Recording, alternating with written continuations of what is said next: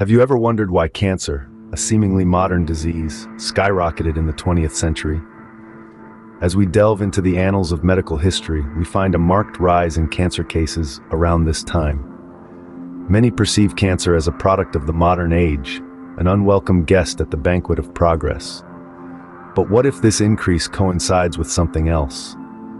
The 20th century brought with it many advancements, including the discovery and use of radiation, but could this have also led to the cancer epidemic we face today? Radiation, a groundbreaking discovery of the 20th century, has been both a blessing and a curse. In the early part of the century, radium, a radioactive element, found its way into a plethora of consumer products, from luminous watch dials to health tonics. The medical community, too, was quick to embrace the potential of radiation, deploying it as a powerful tool against diseases like tuberculosis and cancer. However, as we reveled in the glow of this newfound power, we were oblivious to the insidious danger it posed. The very radiation that was healing some was silently seeding the ground for a rise in cancer rates. The advent of the nuclear age in the mid-20th century intensified our tryst with radiation. Nuclear weapons testing, carried out in remote corners of our world, sent waves of radiation across the globe. These invisible waves, carrying the potential to alter DNA, left in their wake a surge in cancer cases. Then came the nuclear power plant disasters. Catastrophes like Chernobyl and Fukushima not only exposed the immediate population to deadly levels of radiation, but also sent radioactive fallout across vast geographic expanses.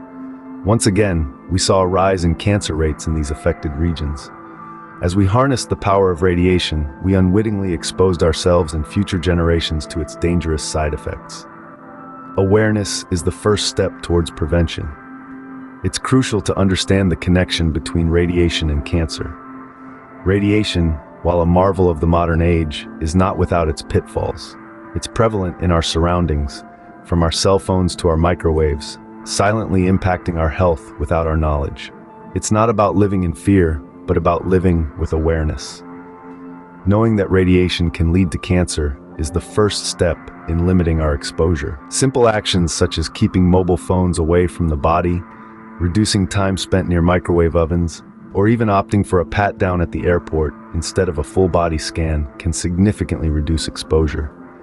Knowledge, they say, is power, and in this case it could very well be the power to save a life. The power to reduce our risk of cancer is in our hands. Stay informed, limit exposure, and help spread the word. Together, we can change the future of cancer.